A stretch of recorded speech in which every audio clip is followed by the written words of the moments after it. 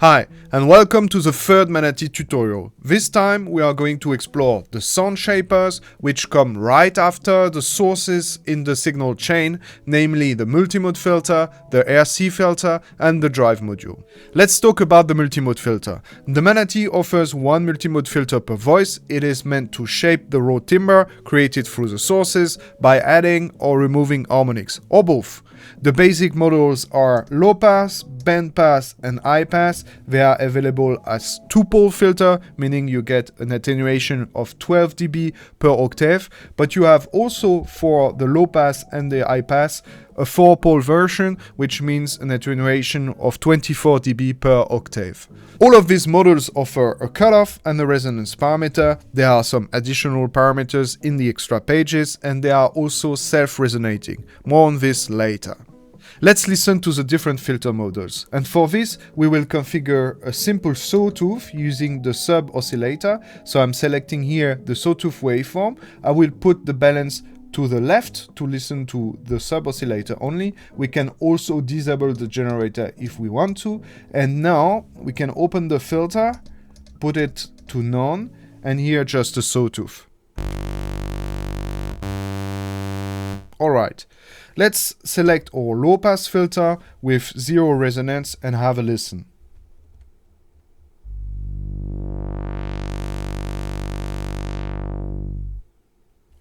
Let's put a little bit of resonance.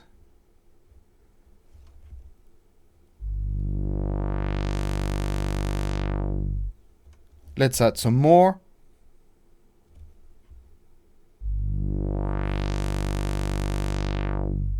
It's getting more and more juicy.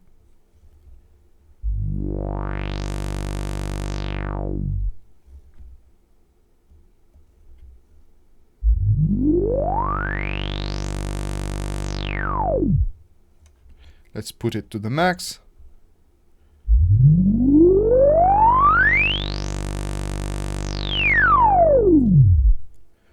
Alright, let's do the same with the high pass filter. We reduce the resonance to 0 and select the high pass model.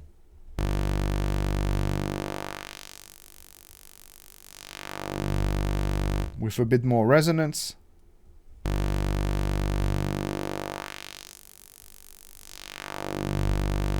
Again, some more.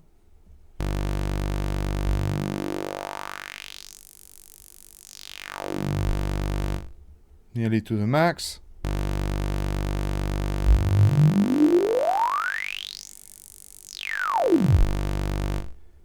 And now to the max. And if we had a little bit of reverb,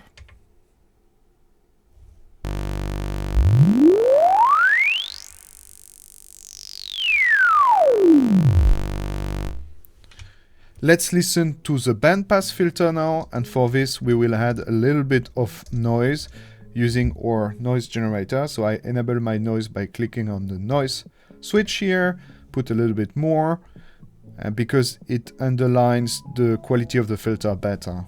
So let's put the resonance back to 0.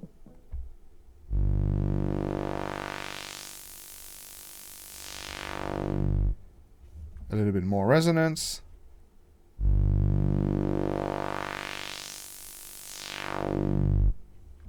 Some more.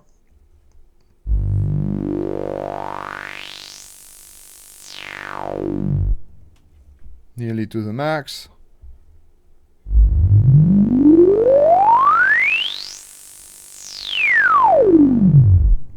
And now at the max.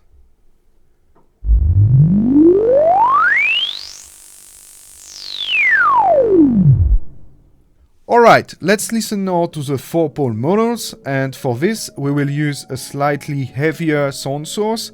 But first let's select our low pass 4-pole filter, put the resonance to 0 and open the filter completely. And right now we will deactivate the noise generator, and instead of using a single sawtooth we use two of them using the content function. So let's listen to this. Now we have only one single sawtooth, and I will bring the second one with the content. It's a bit low in frequency, so we will go one octave higher. So So one sawtooth, two sawtooth, and we can add also a little bit of modulation to make the sound wider. The modulation is based on LFO2, so we can go to LFO2 page, change the frequency. That's way too much.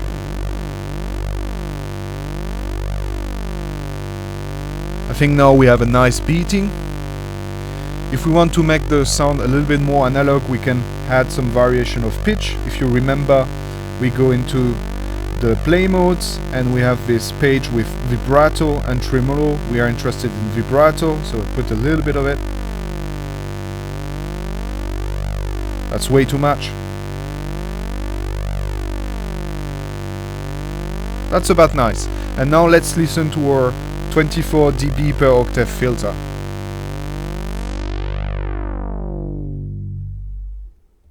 That's without resonance. Let's add some resonance.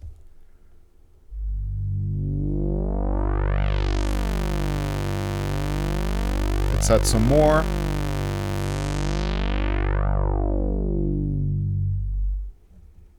A little bit more.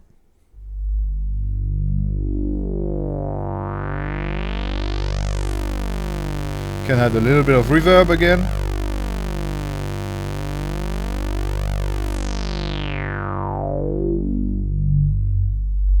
More resonance. And you can clearly hear now that the filter is grabbing the harmonics.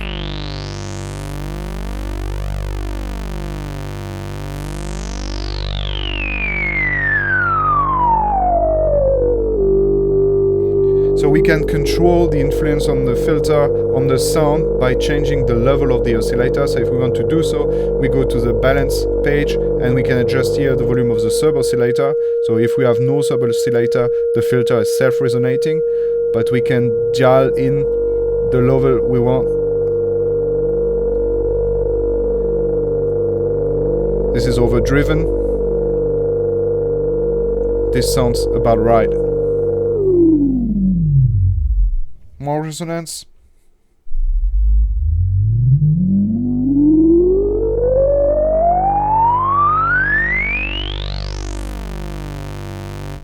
Okay, let's listen now to the high pass model.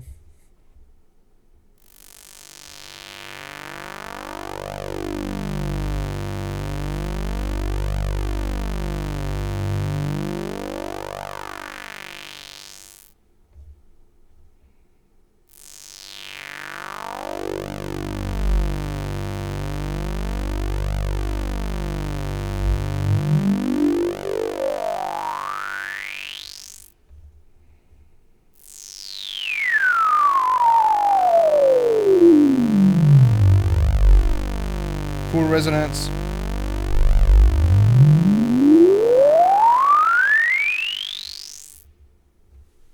Alright.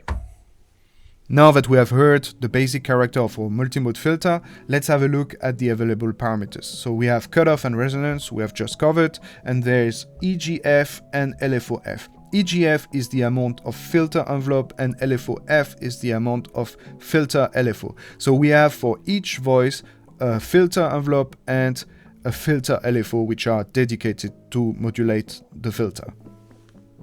Let's try to modulate the filter using the filter envelope. So for this, I will select back our LP4 model, right? Reduce the resonance, reduce the cutoff, and bring a little bit of EGF. Now listen to this. We already hear some kind of pluck. We can adjust the decay. We can adjust the sustain. And of course, add a little bit of release.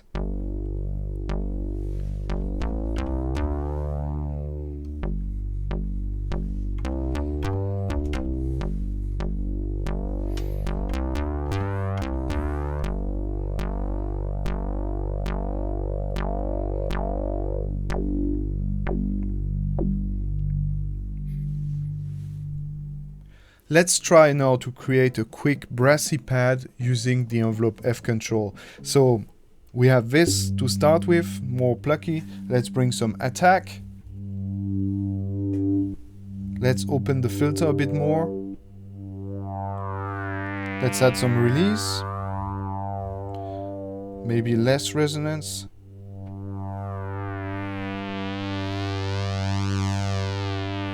Faster decay. Faster attack. And let's now set the play mode to polyphonic so we can press chords. That's nice. We could add a second oscillator, so let's enable our generator here.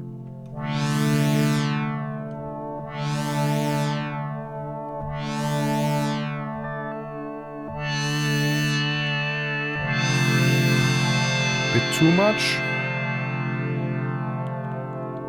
Let's use a different waveform for the reconstruction.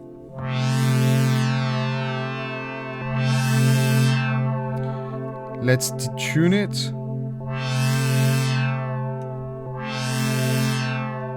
A bit too much. Let's try like this.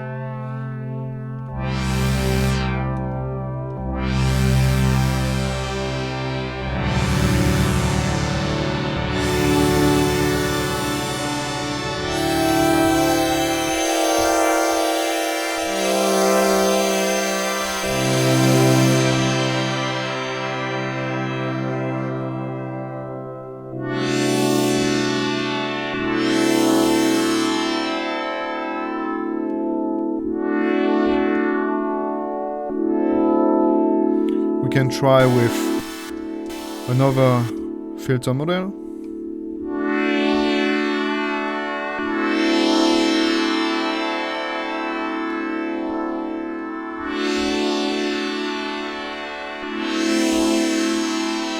That's also nice. We can use the duophonic poly mode.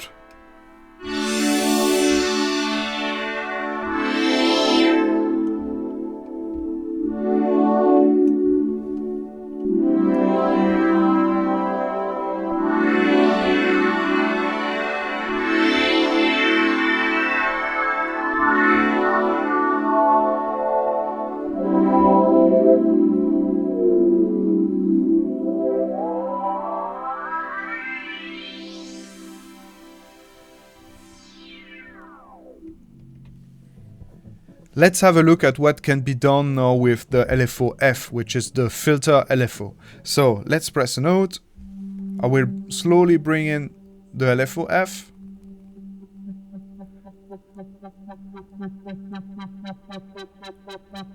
And now we can hear the filter being modulated by the LFO. So if we want to configure this LFO, we click here on the right LFO-F button. And now we can see the frequency of the LFO here.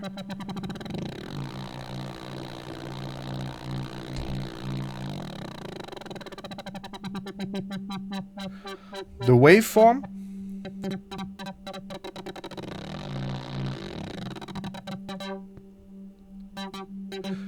The amount is meant to set the modulation on other destination than the filter. And we can also add some more waveforms which are played in a sequence. So it makes some interesting kind of modulations.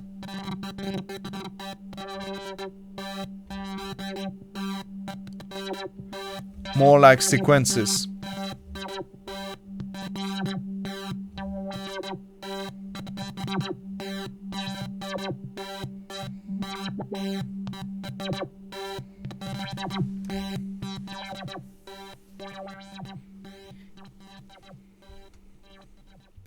Do you remember that I mentioned that the filters are self-resonating? We will now explore this aspect. So for this we will reload an init preset, that's it. And we will just open our filter and put the resonance up. So we can hear the resonance is already taking over. But we don't want to have the original sound, we want to listen to the filter itself. So for this we will disable our generator by setting here our waveform to off. but now we can't hear anything because filters need a little kick so they can start to resonate. So for this, we will use the noise oscillator. We activate it here, and we will put a tiniest level. 2 is good. And now we can hear our filter. So if you watch the oscilloscope, you will see we are now playing with a sine wave, a pure one. Right, so that's the great time to introduce some of the extra parameters of the filter. So we are already on the filter page, and we can access the extra parameter using the arrow. Now we have here the EGF and LFO-F we have already covered, but we see the tracking function, and the tracking function is very important. Listen to that. I am playing some notes on the keyboard. So you can clearly hear that the filter cutoff is following the notes I've been playing. When the tracking is set to 1, the cutoff of the filter follows completely the pitch you're playing. That means that if you double the pitch on the keyboard, so you play an octave higher, the filter will also play an octave higher. If you set the tracking of the filter to a value lower than 1, let's say for example 0.5, halfway, we won't be able to play the filter like we did before. Because that doesn't follow the octave. But what's nice about it is you can roll off higher frequency. Let's say you are designing a preset that sounds nice in the bass, but as much as you get higher in frequencies, you don't want to have the same kind of brightness. And with this tracking less than 1, you can simply achieve that by not forcing the filter cutoff to go as high as it would do with a normal tracking. You have also the possibility to set the tracking to 0, and now the filter is completely independent from the pitch you are playing. So if I'm playing different notes here, we only hear the same tone, which is the tone set by the cutoff. So it's very nice when you want to have your filter to emulate some kind of body of an instrument, or just to round off the tones of the generator. It will not move with the pitch. Now, since this machine is a synthesizer, you are completely allowed to use different values of tracking. Negative values, that means that the higher you raise, the lower the filter cutoff gets, or even values superior to 1. That also makes sense because we don't need to always design tones which are mimicking some natural sounds. Let's navigate one page further. Now we'll see we have a second filter. It's called the RC filter because it's a model based on simply having a resistor and a capacitor in the analog electronics, so it's the most basic filter you can get. By default, this filter is not activated, but you can enable it using the first control here, and you can set it to low pass or high pass. These two models only provide an attenuation of 6 dB per octave. They are one-pole filters, and they are mainly used for rounding off the corners. Let's say you are making a bass preset and you don't want that it gets too high in harmonics. You can use the RCF filter and put it to low pass. Let's say you are bringing a pad in and you don't want that it mess up the lower frequency. You can put it to high pass and set an adequate cutoff. And you have also a tracking control, and this tracking control is a bit different than the first one because you don't set it in percentage, you can set it in mode. So if you have tracking node, this filter is fixed, it is set to a fixed frequency, it won't move. But if you set it, for example, to node, it will track 1-to-1 pitch, so it's like setting tracking to 1 for the first filter, and you can set it to F cut. That means that this filter will also follow the cutoff of the first filter. That means whatever modulation tracking you apply on the multimode filter will be followed by the second RC filter. And that's kind of useful if you want to build up some shapes which are more complicated than just a low pass, a band pass, or a high pass, by combining both filters together, and basically you get to use up to 5 poles and can construct some kind of frequency response which is not available through the normal models. For example, with this, you can build a 30 dB per octave low-pass filter, combining the first multimode filter in 4-pole, so 24 dB, and the second RC filter low-pass 6 dB, by adjusting the cutoff to the same value and setting the track to F-cut, so they both follow each other's. As a bonus, you can also find these two models, low-pass and high-pass 1-pole, in the selection of filters from our multimode filter, here and there.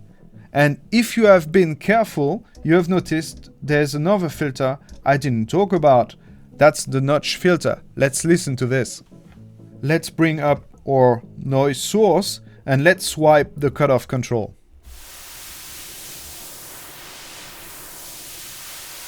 Let's put more resonance.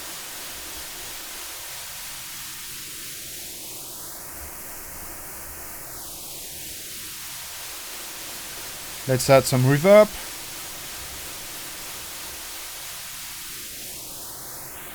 More reverb.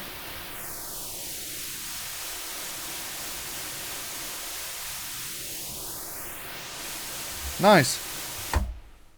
Drive module. So far we have been listening to the filter sound and the source of the Manatee without any kind of post-processing except for adding a little bit of reverb, but we also have a drive module that can add distortion, saturation to your sound and bring a lot of character in. So let's have a look at the different options we have. So we have the pure drive, which is like a soft clipping drive, progressive, so it just had a little bit of overtones without being too much noticeable. We have the tube saturator, which kind of behave like a symmetrical distortion, adding way more harmonics and way stronger, goes very nice with the filter. We have the first one. This is an asymmetrical distortion that brings a lot of third, fifth harmonics. It's very nice for lead sounds. And now we have Pit Crusher, that if you want to totally annihilate your sound, making something completely dirty and destroyed, that's the way to go. And in the end, we have a compressor. Compressor is more subtle. It's meant to bring up the volume and change a little bit how the envelope functions with the sound. Basically, it's to push up your sound into the mix without changing too much the harmonics level. As you can see, each drive module has two parameters. You have the drive that sets the gain of the signal before it enters the saturation module, and you have the mix, which is your dry wet control. So if you put it fully to the left, you get to hear only the clean signal, and if you put it only to the right, then you get to hear only the signal coming out of the drive module. With these controls, you can adjust how many harmonics are generated and how much of them find themselves in the final sound. Better than talking about it, let's have a listen. So for this, I will reload our init preset. Once again, I will set the sub oscillator to sawtooth, put the balance to the left, deactivate our generator, and I have prepared an acid bassline on the key step, which I will run now. So let's close our filter, bring a little bit of resonance, add some envelope. Let's make it plucky like we like. And now we can listen to the different drive modes. So let's start with the first one, which is pure. I will set the mix to the maximum so that we can only hear the drive, and I will bring the drive up now.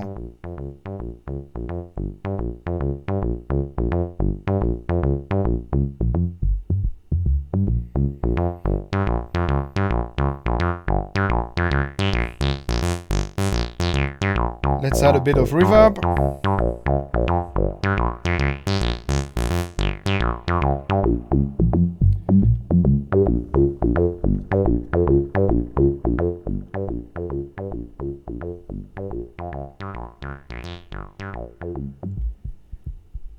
So you can hear this is very subtle. So let's try another drive module. Here we have the tube.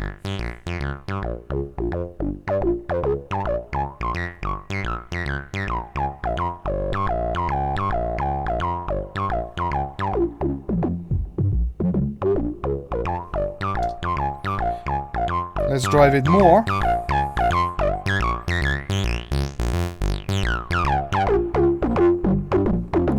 Let's drive it even more.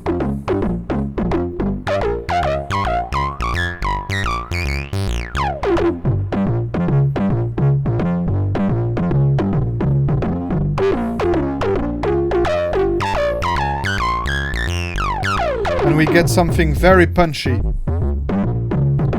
Now we can adjust the mix control to keep some of the clean signal.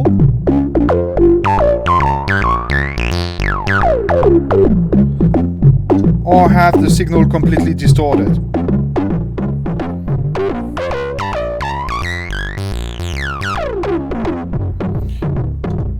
Let's move to the next saturation.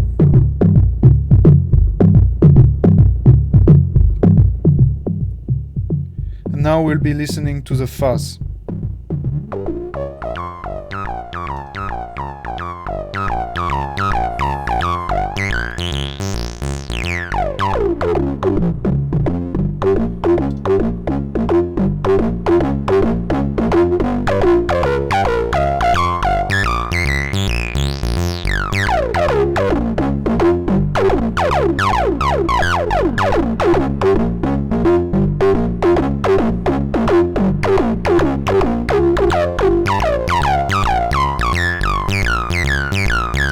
Put the mix a little bit down.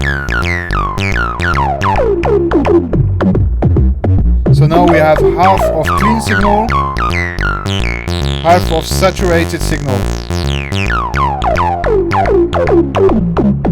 Very acid.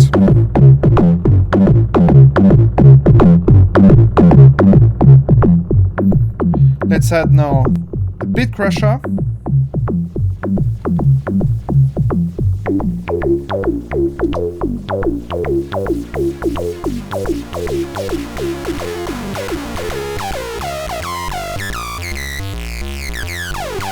This one is completely destroying the signal.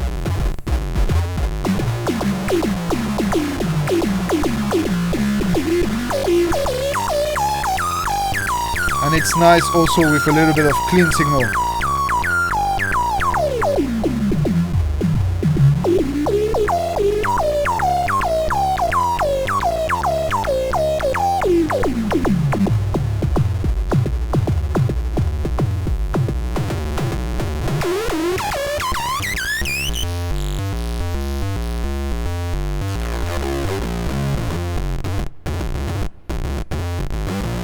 Okay, let's listen to the last one. And that's the compressor. So the compressor is way more subtle. So here is the sound without the compressor. Let's make the envelope shorter. And now let's add some compression.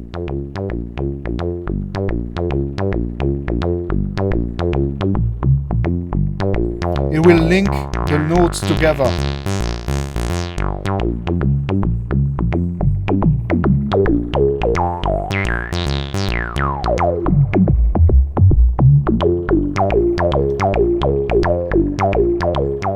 Clean signal.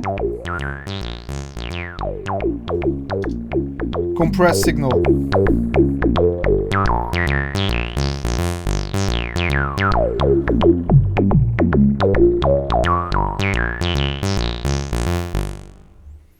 And that's about it for this episode of the Manatee.